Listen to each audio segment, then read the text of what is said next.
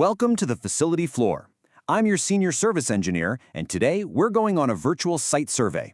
We're going to dive right into optimizing your operation, troubleshooting some really common issues, and most importantly, preventing the kind of catastrophic system downtime that literally keeps plant managers awake at night.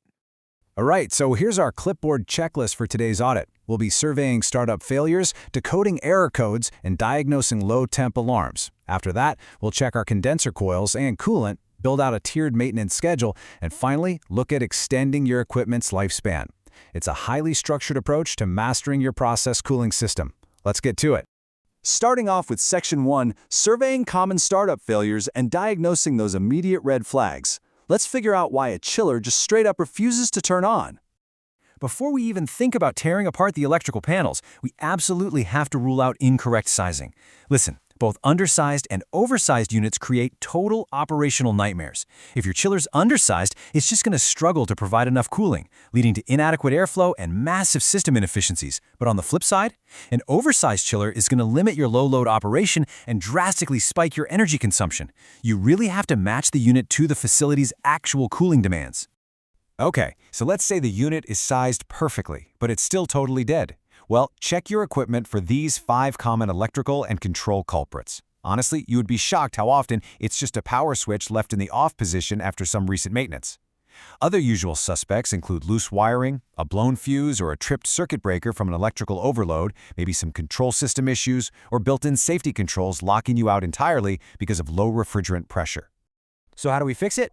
You'll want to follow this exact chronological sequence to safely troubleshoot a dead system.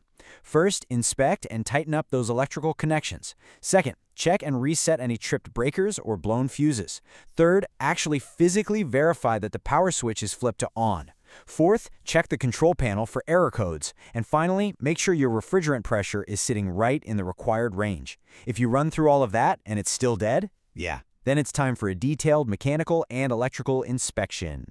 And hey, speaking of systematic procedures, always refer to your facility's official standard operating procedures. Take a look at this exact valve and pump sequence right here. It gives you explicit instructions to open the chiller, condenser, evaporator, and cooling tower valves way before you ever touch the main power supply. Sticking to an SOP like this is absolutely crucial to safeguard your system before startup. Moving on to Section 2, decoding chiller error codes. This is all about learning to actually listen to your system. Actually, real quick, before we head further into the plant to look at those specific error codes, take a second to like, share, and comment on this explainer. It really goes a long way in helping us bring more of these virtual site surveys directly to you. All right, back to it. The really cool thing about modern chillers is that they use specific fault codes to immediately flag dangerous conditions so you don't have to guess. You'll typically see alarms for high temperature, low coolant level, and over temperature.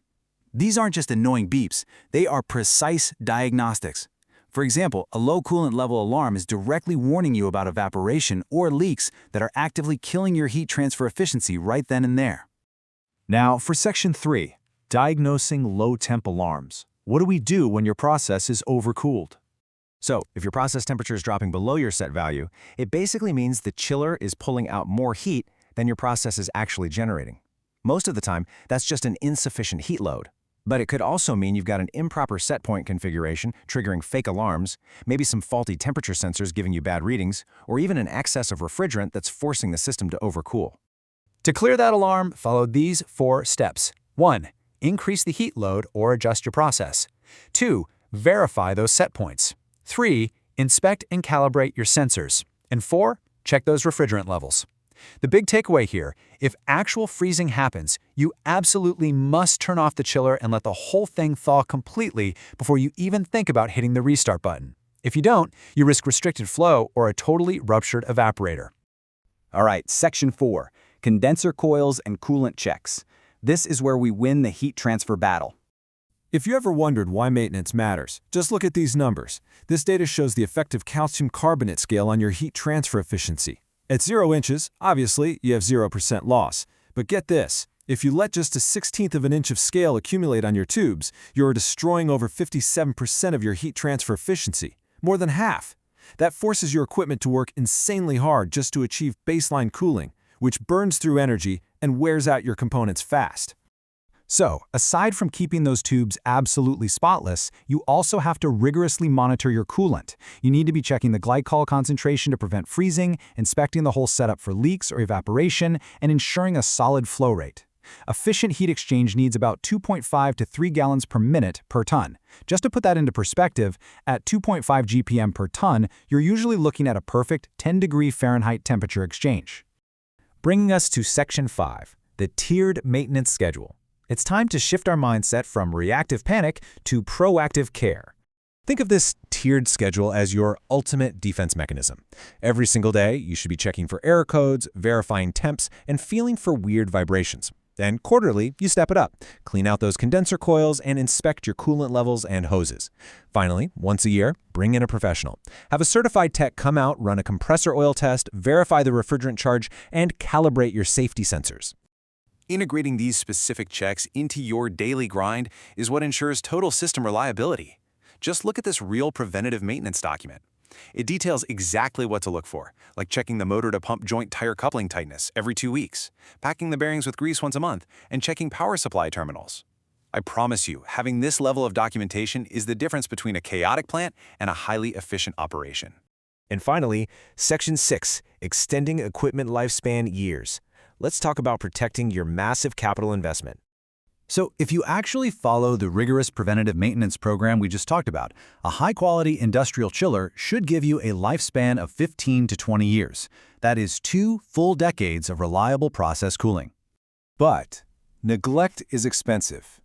If you neglect your water chemistry, or if you allow the compressor to constantly short cycle because it was improperly sized on day 1, you can easily cut that lifespan right in half. You are literally robbing yourself of 10 years of operation just through inattention. Now, if you do face a major failure, use the 50% rule to decide between repairing or replacing. Basically, if repairing the unit costs more than 50% of the price of a brand new, high-efficiency chiller, just replace it. Also, if your unit is pushing 12 to 15 years old and uses an obsolete refrigerant like R22, a replacement is probably going to pay for itself in energy savings alone in just 3 to 5 years. As we close out our virtual clipboard for today, I want to leave you with one absolutely critical question to think about.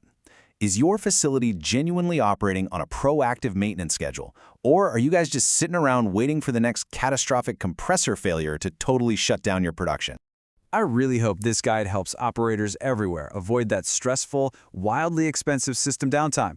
If you found this virtual site survey helpful, please like, share, and subscribe to our YouTube channel for more of these professional engineering explainers. Thanks for hanging out and learning with us, and we'll catch you on the next walkthrough.